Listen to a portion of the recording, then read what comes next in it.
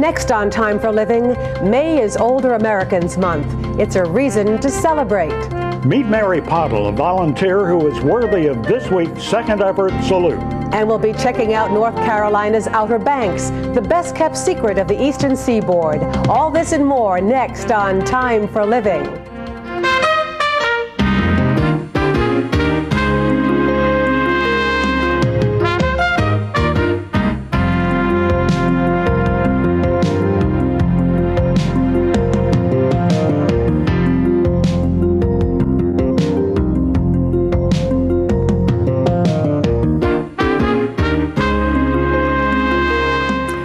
I'm Janet Jagalian. And I'm Rex Traylor. Welcome to Time for Living. As you know, this show is specifically designed for people 50 and above. And every week we celebrate growing older. And this week is especially fitting since May is Older Americans Month. Which means all around New England, special events are planned for the celebration. We'll talk about them in just a few minutes. You can call in if you like and talk to our very special guests in just a few minutes.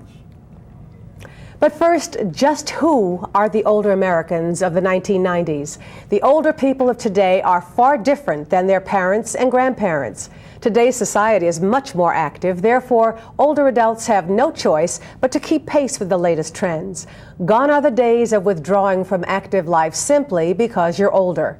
In today's lead story, Time for Living's Barbara Brilliant takes a look at this ever-growing population. If you're over 50, you're not alone. The latest census figures show that 1 in 4 people in the United States is 50 plus. That adds up to a whopping 68 million people, the fastest growing segment of the population. This is a new generation of older people, according to Dr. Frida Rebelsky, co-author of the book, What's Next? A Guide to Valued Aging and Other High-Wire Adventures. I think the major thing we all need to recognize is we're going to live a much longer life than we thought we would, and that it's going to be a different life than other people have thought we would have. And the best thing we know to keep up sexuality or learning or memory or anything is to keep using it. Following her own advice, Frida lifts weights, dates, researches, writes, and lectures. She's enjoying the benefits of being older. Things is that you make your own choices. You have a much freer sense of yourself, and you don't need to be what other people want you to be. But Frida is realistic about the high-wire adventures that accompany aging. She's a widow and deals daily with 3 chronic illnesses. Frida faces these challenges with optimism. My mother put it very nicely. Any pain that doesn't kill you makes you stronger. Recent studies have shown some surprising results. Older people are happier and more satisfied than the young. What do they value about this stage of life? You have a lot of experience to give out. A little more freedom. Go where you want to go. Take a vacation when you want to. We get all together and all the senior citizens and have a good time. Well, I like to go around like this here. Take it easy. Walk around and enjoy yourself. You're only as young as you feel, and age is only a number. Okay. The myths about aging are being shattered every day. Whether it's because of more education, less ageism, or the fact that the secret is out, older people spend money. Whatever the reason, society is finally paying attention to this burgeoning population of 50-somethings. With mortgages paid off and children grown, they have more disposable income than any other group. They control over 70% of the total net worth of U.S. households, purchase more than half of all luxury cars, spend more on travel and recreation than any other group, and they come out to vote in great numbers. What these figures mean is that people over 50 are a powerful force, and they're being joined this year by the 76 million baby boomers who drive the economy. Now, everybody seems to be getting older. Leslie Nielsen and Jerry Lewis are 70. Charles Grodin, Alan Alda, they're 60 years old. And just this week, Al Pacino turned 56. But getting older isn't just about chronological numbers. It's about trying new endeavors and taking risks. You should never be afraid to take chances, never be afraid to take risks, never be afraid to fail. Joyce Hambers knows firsthand about taking chances. After her 3 sons grew up, she decided to open a day spa and a beauty salon. quite a departure from her former experience as a model and an attorney working in state and federal government. I have always been getting into things about which I know nothing and trying to make something out of it. And that's the way I feel about life, is that you should just keep moving on, keep going forward, and youth is truly a state of mind. If you don't try it and you play it safe all your life, you will never know, and you'll never have the adventure. That's my feeling, is you'll never have the adventure of living. Jerry Wild is also a new entrepreneur who wants to preserve the quality of life for his family and for elders by extending their independence. The Harvard Business School graduate and former executive recently started Senior Resources Incorporated, which provides various services to older adults. I know this sounds corny, but I'm like the older son that my typical client doesn't have. Jerry has a list of resources, so he can arrange whatever his clients need. He'll arrange home care, hire a craftsperson to fix a walk, provide companionship, do complicated paperwork, and even arrange for transportation. Jerry does many of the jobs himself, keeping fees very affordable. Jerry's life has changed, but his philosophy remains the same. We have a couple of choices. We can wait for change to take us by the throat, or we can try and take change by the hand. And I prefer the latter. On balance, my experience is that a large proportion of older people are relatively healthy. They're interesting, they're active. I think for older people, and maybe this is self-serving, but there's a texture to their life, there's a depth, there's a perspective that you don't have. My kids don't have the perspective that my clients have, and I love it. There's a lot to celebrate about getting older. Frida Rebelsky sums it up best. I think everybody needs to start valuing themselves better. That while you live, you really have to live. And to know that you're a lively person means you have to connect with others, you have to keep being useful for society. You can't play golf all day long. You really need to connect to family, to friends. People need the wisdom and need the help of older people. I'm Barbara Brilliant. Time for living. Well, we're fortunate to have the Massachusetts Secretary of Elder Affairs in the studio today, Franklin Olivier, and he has served in that capacity since 1991. His secretariat oversees more than $160 million in state and federal funds, which assist the older people and over 1 million older residents. And in just a few minutes, we'll begin taking your calls for the Secretary. Our Time for Living studio number is 617-244-3344. So pick up the phone, give us a call with your questions or comments. Well, we'd like to welcome you here today, and there are a lot of concerns for the citizens of Massachusetts, and you being the State Secretary of Elder Affairs, what can you tell us about the biggest concern, number one concern of older Americans here in the Massachusetts area? I would say not only in Massachusetts, but across the country. And it's health care, the cost of it, and access to health care, delivery of health care. It's a system that's in flux, it's changing, and I think the change is what is causing concern. So would you consider that number one? I would say number one, yes. Mm-hmm. Well, I think for most elders, number one is income. And if you have income, then it's not a concern. But income cuts across everything else, because if you have income, then you don't worry about other things. But for most other people, those without a lot of income, it would be health care right now. There are a lot of people who will talk generally about not only health care, but Medicare and Social Security and things like that. They talk about the savings that they thought were going to take them through their elder years, and all of a sudden we're dealing with the old dollars that aren't worth really as much today by any means. How do people deal with that situation? Well, one of the things they have to be concerned that if you have Social Security, well, that's an income maintenance program, and it's steady and dependable. And as you know, we are concerned about the long-term health of Social Security. It's pretty safe right now, but some changes have to be made in that. The other thing is that, particularly for older women, the older cohort group that relied upon a husband's income and consequently relies upon a husband's retirement pay, that as long as the husband's alive, they're in good shape. But usually if there's a death, then that income can change drastically and their lifestyle can change drastically. That's in flux also. That's changing. As more and more women enter the workforce, they will have their own retirement pay. So that'll be a positive. Sure. The downside of that is that those people who give care to the elderly, 76% of them are women.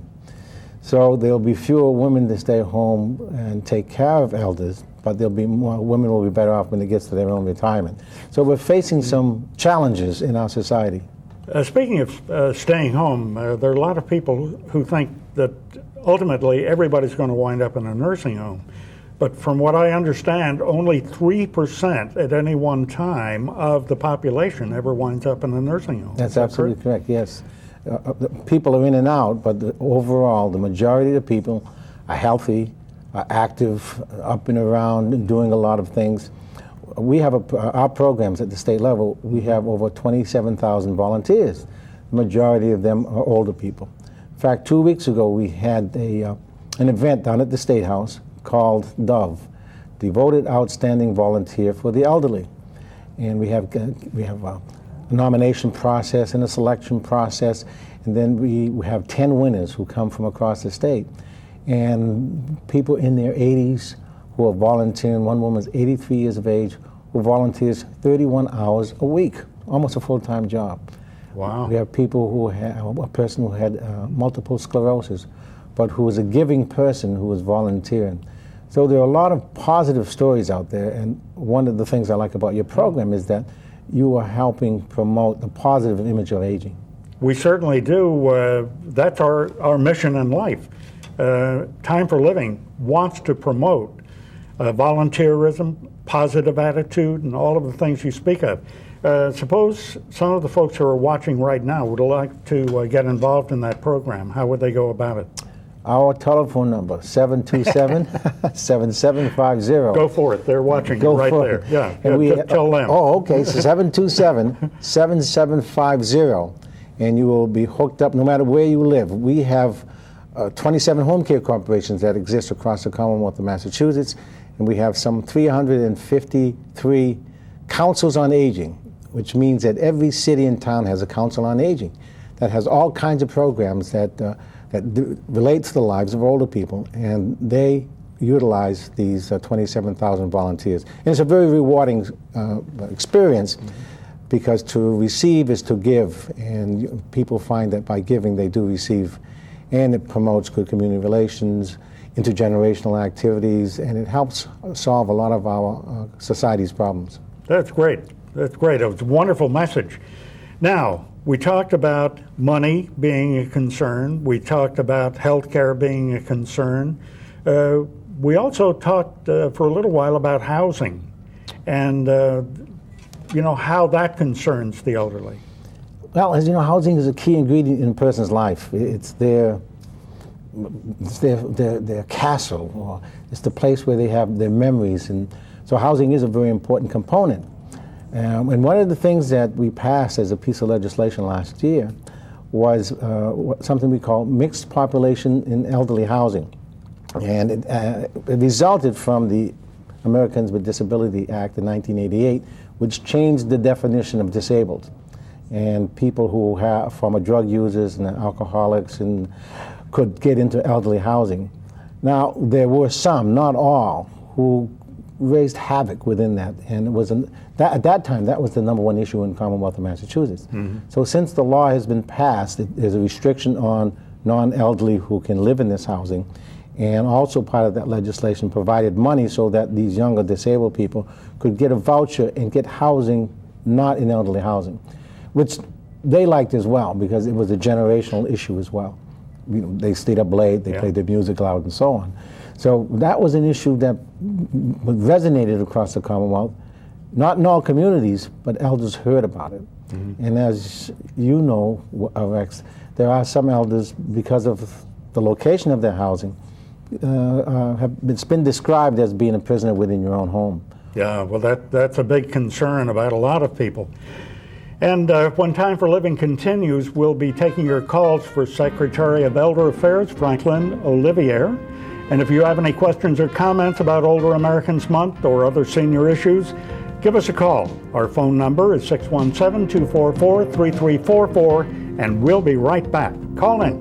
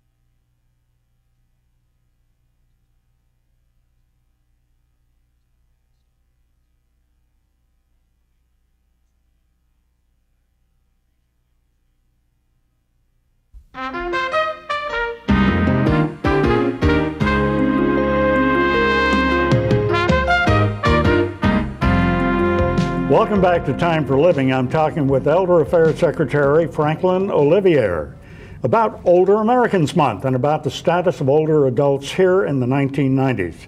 And as you know, it's the fastest growing population. Now, if you'd like to take part in the conversation, our number here at Time for Living is 617-244-3344. So pick up the phone, give us a call with your questions or comments. So you've got the expert here, that's for sure. And you know, we've learned a lot so far about a number of things, but one of the things I'd like to learn about is, are there any plans being made for the future of all those folks who are living longer? In other words, it used to be that, I mean, years ago, 35 was about the life expectancy of somebody, and now it's up in the 80s, 70s and 80s. So are there any plans to upgrade all of this? It's a plan as we're working on things now. There are no long-range plans right now, Rex. And part of this is, it's the nature of us as a population. We don't do these kind of things. Most of the time it's crisis management. But in this school we cannot wait. I kid Governor Weld about this because Governor Weld is 51 years old, which means in 9 years, and he's the beginning of the baby boom, that the baby boomers begin to turn 60. And then for the next 20 years, some 74 million people will begin to turn old, become eligible for our programs. Yeah, and you know, it's amazing how the years go by. For almost 20 years, I entertained the baby boomers on television. Okay. And now I'm doing Time for Living, which has to do with people 50 and over. and I got them coming back again now. Now I'm entertaining them as seniors, 50 and over. At the other end of the spectrum. Yeah. And the other thing is, as I think you've already indicated, that the pool of younger people, because of the zero population growth, that's one of the reasons that's driving the elder population explosion. Okay, we have a phone call. Walter in Merrimack, New Hampshire. Hi, Walter. How are you? Welcome to Time for Living. Thank you. I appreciate being aboard. Okay. You know, as a baby boomer myself, you put your parents, help your parents out in their senior years. And one of the problems that I ran into, which you've just corrected, but I got to see how the rest of it can be corrected, is the fact that my mother was trying to get into senior citizens for over 2 years in elderly housing.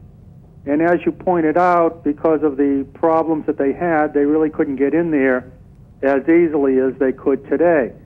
Now all of a sudden I put my mother into a living assistance place, which is costing me quite a bit of money a month, and she really can't get into the senior citizens housing now because of her condition, which has changed in the 2 years that I tried to get her in there.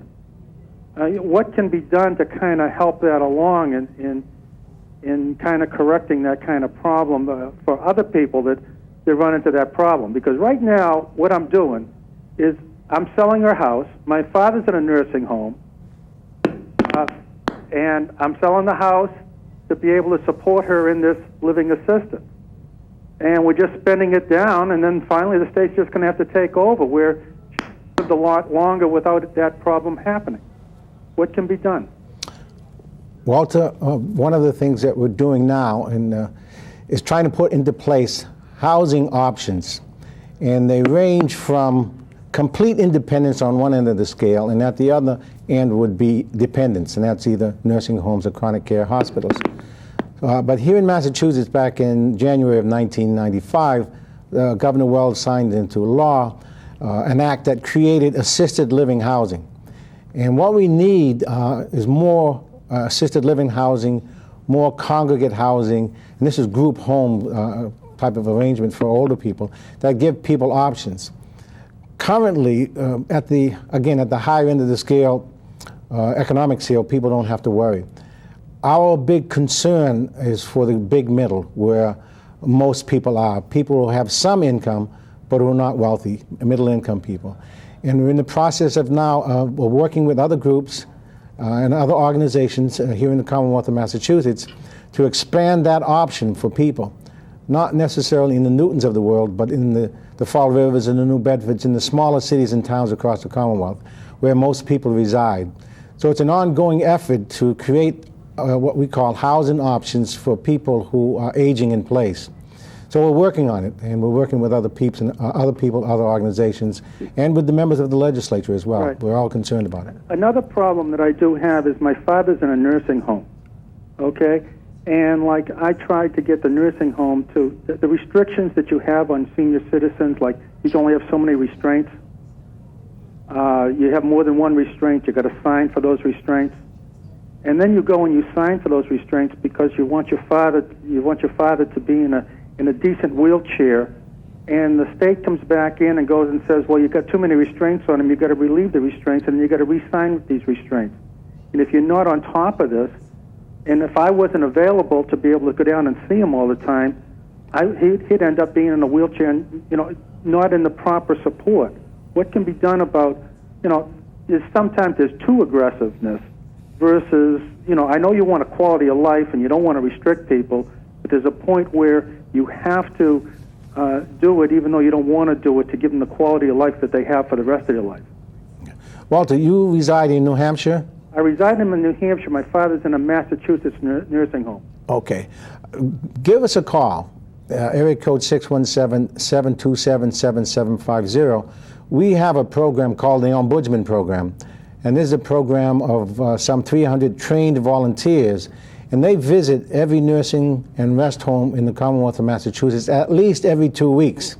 And if you could communicate with us, identify the place, and we'll make sure that one of our ombudsmen visits that facility and checks in on your parent. One other thing with that same thing is that I tried to say that I wanted my father to get something to play with like, toys like rattles or something to make his hands busy. They Walter, don't offer anything like that. Walter, unfortunately, we're running out of thank you. time for this segment. So if you can give... I got the number. Okay, you have the number. So give Franklin a call, and I'm sure you can get your questions answered there. Hey, you're doing a fantastic job, and I appreciate the things that you're doing. I grew up with you, watching you on TV. Thanks very much, Walter. That's great. Always glad to hear from old boomtowners like that. So call in again on another show, okay? Thanks very much, and good luck with your mom. Okay, that was very good advice for Walter, and that number once again, if they would like to contact the Ombudsman program. It's area code 617-727-7750, and that's the Executive Office of Elder Affairs. Wow, and that's great. We have that Ombudsman program and a number of other programs as well. Thanks very much, Franklin. Okay, you're welcome. Really appreciate it. As the nation's older population grows, there's a need to make improvements so older people can remain in their homes. We were talking about that just a moment ago. Fortunately, as Time for Living's Carolyn Murdoch tells us in today's Newsbreak segment, consumer demand for housing, which adapts to changing physical abilities, is changing the face of home building.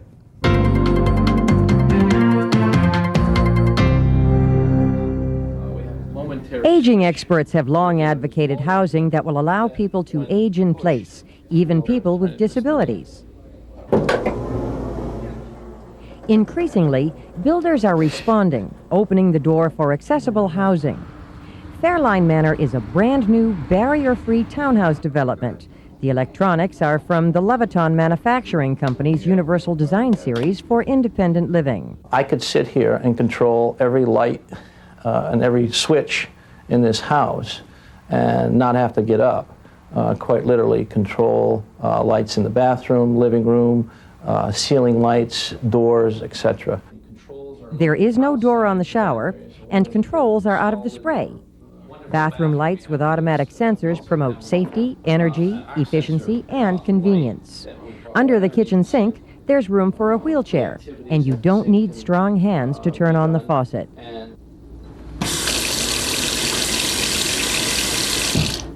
Although many such features have been available, many builders have rarely incorporated them into their designs, until now. As a population, we're getting older. The age group 65 and older is the fastest growing segment of the population. And as their abilities change over time, their needs are going to change. So housing needs to adapt to accommodate that. Experts predict demand for accessible housing will continue to surge. Fact is, in the next 15 years, the 65 and older population in the United States will increase 22%. I'm Carolyn Murdoch. Time for Living. While some accessibility features can cost in the thousands, others, like remote control lighting, are relatively expensive. Experts say if more consumers demand accessibility features, more builders will begin to include those features in their projects. Now, next on Time for Living, our second effort salute, we'll introduce you to Mary Podle, who's taking and making sure that needy families have a roof over their heads. So stay with us.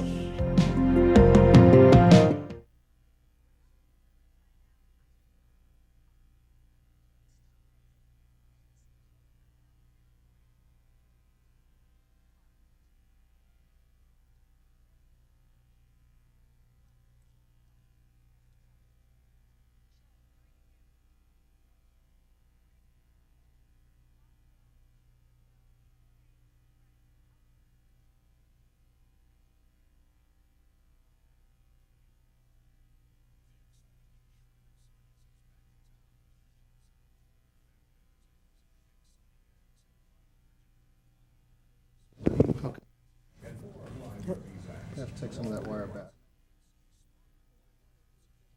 I can see the words. It's just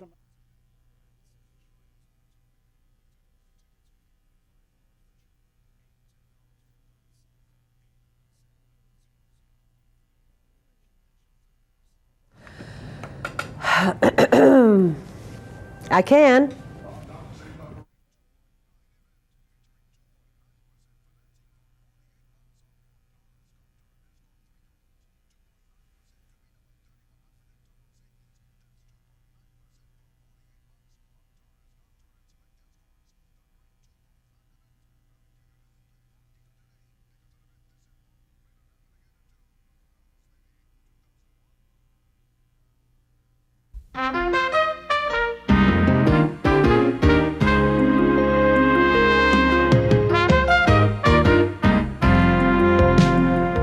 You know, Janet, many older Americans stay active by volunteering. That's right, and there's no shortage of worthwhile jobs that need to be done, and millions of older people step up to the plate each and every day to do their part. We'd like to feature those people every week on our Second Effort Salute. This week, the honor goes to a woman from Weymouth, Massachusetts, who is putting her heart and soul into Habitat for Humanity. You may be familiar with that organization, which builds homes for needy families. Time for Living's Rod Fritz introduces us to Mary Podle, who gets this week's Second Effort Salute. South Shore Habitat. This must be Mary Podle, John Zaby. I've always been extremely active. I've never understood people who get bored. Seems like in my lifetime I've never had time to get bored. I've always been in a lot of different things. And I just can't imagine being bored. Mary Podle has too much going on to be bored. The 69-year-old Weymouth, Massachusetts woman heads up the site selection committee of the South Shore Habitat for Humanity. That's for the septic system, right? Yeah, because they do have to be spaced. Mary's job is to convince communities to donate land so that Habitat can build affordable homes for needy families. And she is tireless in making her pitch for new sites. I've done probably 30 presentations since January 1st, including church sermons and Rotary and Lions and Kiwanis and other groups. And I've done 16 or 18 local groups. Now, that's close to 50 meetings, places I've gone, presentation, since January. Now, that's a lot. Besides attending meetings, Mary spends a great deal of time working the phone. While she enjoys what she's doing, it's not exactly how the former school teacher anticipated spending her retirement. No, I was going to have coffee and read the paper in the morning, and go to a little lunch with other women, and do jigsaw puzzles, relax and do some things. I hadn't intended this to take over my life, but it did. It did. But Mary's enjoying her work, even though her friends wish she would take some time for herself. I had a birthday a couple of weeks ago, and I was invited out for dinner this night, and I couldn't make it because I was over to Canton doing the Canton Lions group. And 2 days later, I get a picture on my back door of people sitting around in party hats and a big sign saying, "Happy birthday, Mary. Too bad you couldn't have been here." And I said, this says to me, I've got to do something to rearrange my life a little. But for Mary, that's easier said than done. She finds her Habitat for Humanity work extremely addicting and rewarding. It's a great experience, and volunteering opens you up to so many different people and so many different things. And then when you meet the families, that's all serendipity. That's just right off the top. When you meet the families and get to know them and understand how their lives have changed, it's the families that make it all worthwhile. Mary hopes to train some other volunteers to do what she does. But in the meantime, she'll be working practically full-time to make sure decent, affordable housing is built for deserving families. And I keep saying I'm going to back off and try to make more space for myself. But then I get word of another piece of land or another town that is interested, and I add that in and go down. Because if you at these dedications where the key is turned over, the deed is turned over, and you see for the families what it means, it's awfully hard to say, I'm going to turn down a chance. I'm Rod Fritz. Time for Living. Now there's a woman who has a lot of spunk. As you can see, Mary and the folks at Habitat for Humanity need all the help they can get.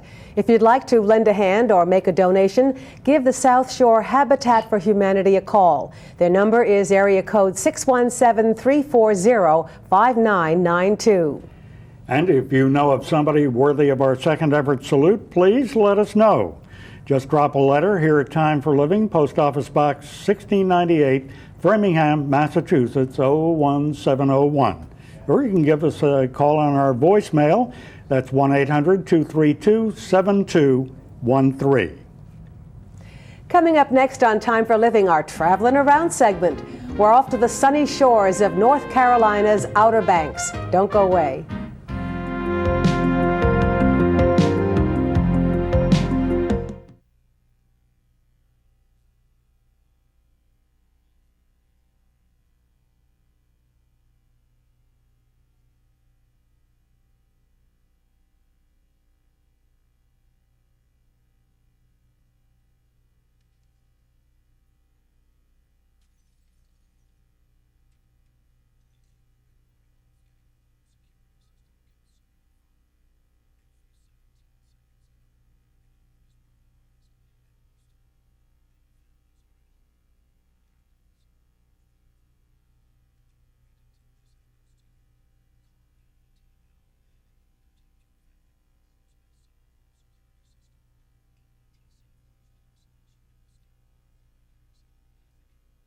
It's in the mail yesterday, and I pulled it out. I've got 2 baggage tags with about 14 pieces of equipment and luggage and things like that. Well, that's separate though. Just do your personal bags, because that has nothing to do with what we're doing. Oh no? That's a whole separate bunch of people. Yeah, I don't hear anything right now. So use those to your personal. The battery's gone.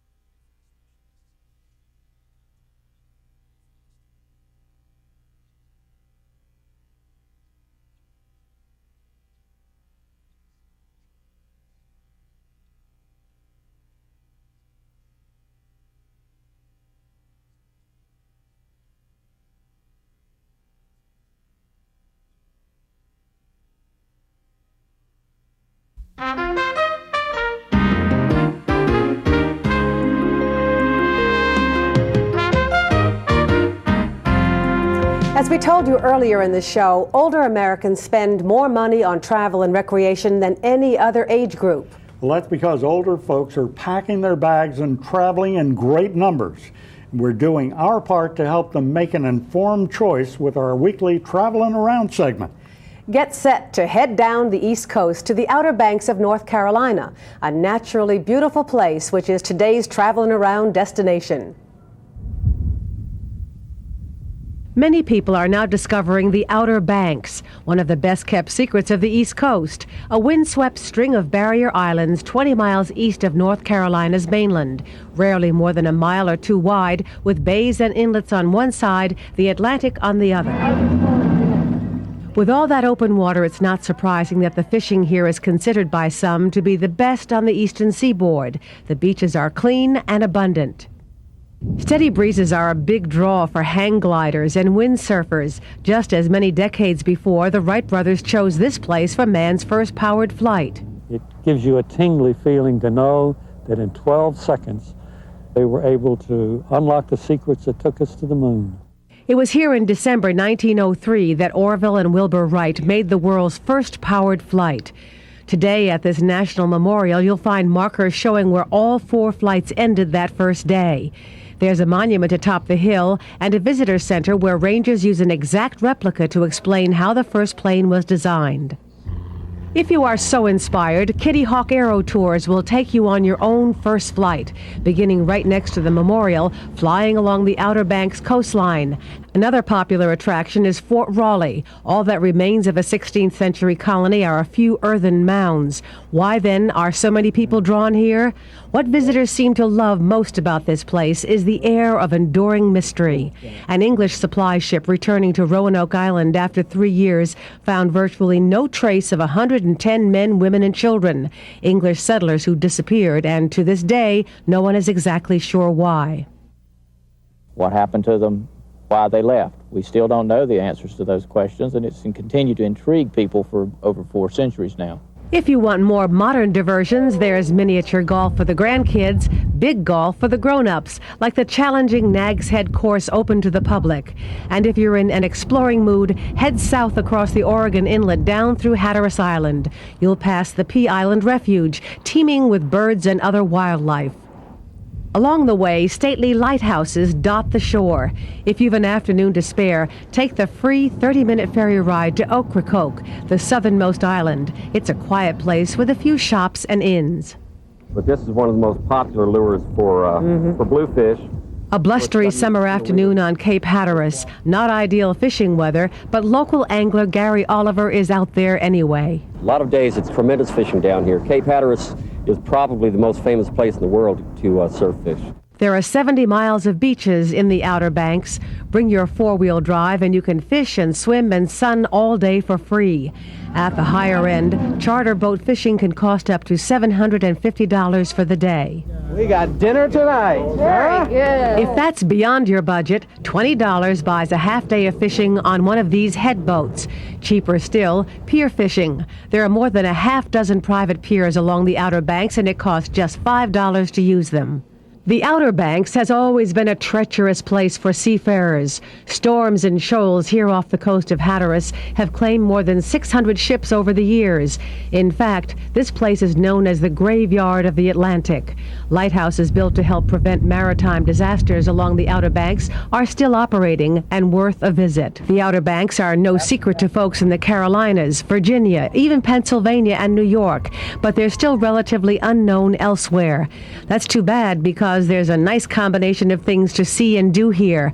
A dash of history, good fishing, options for families and the active set, and those steady breezes and endless miles of soft sand. North Carolina's Outer Banks, today's traveling around destination.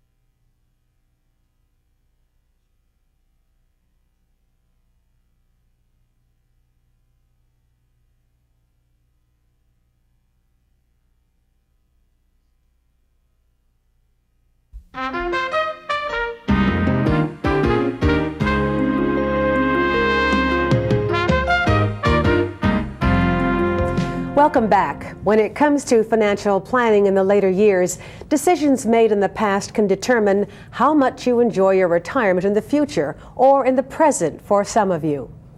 And while we've talked more about the importance of trusts in the past, it's a subject that has many variables which need to be discussed in greater detail. To help you make the right decisions when planning your trust or deciding if you even need one. And once again, we turn to Time for Living's financial expert, Steve Burke, of Coordinated Financial Planning. Many of you have asked the question, should I have a trust as part of my financial plans or estate plans? The answer, maybe. That's not meant facetiously. There are situations where a trust is a positive benefit in planning financially. It also happens that sometimes a trust is more trouble than it's worth. There are some general rules of thumb which are just that, general. This means that the rules to follow are very broad and therefore should be looked at carefully before any decisions about having a trust are made. Trusts are meant to protect people, assets, and privacy. There are sometimes tax advantages too, but avoiding taxes should not be the only reason to consider a trust. In the broad sense, there are two kinds of trust: revocable and irrevocable. Actually, there's a third area which I'll touch on in a minute, but first to the revocable and irrevocable. These trusts are just what they say. They can be changed if it's revocable, and they can't be changed if the trust is irrevocable. There are modifications of this, as in almost all things in life, but the two characteristics which should begin your decision about having a trust are: do you want to change your mind in the future about your plans or not? And a quick comment about the third general area, which most of you have heard about: charitable trusts. We'll touch on that later. There are many types of trusts, and they can be used for many things. Again, as a brief overview, trusts are a good way of protecting older people or disabled children financially, or assuring a college education. By setting up the proper legal wording in a trust, it's possible to assure those who are the beneficiaries of a lifetime income, or protection from extraordinary medical expenses, or financial security at a time in the future. There are many ways to accomplish lots of things by using trust, but be careful. By having a trust, it's possible to complicate a situation. Remember the adage, keep it simple. Of course, you can change your mind if you have a trust which is revocable, but one shouldn't try to be too specific in the directions within a trust, because it can make matters very difficult in the future for your trustees. In days gone by, this was called hand from the grave. Not a pleasant thought, but you get the picture. And then there is the irrevocable trust, irrevocable. This is just what it says it is. Once you establish an irrevocable trust, it's difficult, if not impossible, to change it. This can lead to lots of, I wish I had never done that. So be very careful. As long as you don't feel you'll ever want to change your mind, an irrevocable trust can have many benefits to you and the beneficiaries. But once done, the trust is pretty much set in cement. You will have given away forever assets within the irrevocable trust. And finally, there is the charitable trust, which happily is just what it says it is: a means of putting assets within a trust for the benefit of your favorite charity. It does not have to involve a great deal of money, as people think. The basic idea is that you can give something of value now or in the future to your favorite charity, a hospital, school, or perhaps a religious order, and it has tax advantages generally to you, in addition to helping an organization, not a person, which you want to assist. Remember our standard advice: ask lots of questions and then use your good common sense. I'm Steve Burke, Time for Living. Very good, Steve. Thanks very much. That's Steve Burke of Coordinated Financial Planning Reporting. If you have any questions for Steve, please send them to Health, Finance, and More, care of Time for Living, Post Office Box 1698, Framingham, Massachusetts, 01701 9998. Or you can call our voicemail. The number is 1-800-232-7213. Coming up next, we'll take a look at your letters from our mailbag when Time for Living continues, so stay with us. We'll be right back.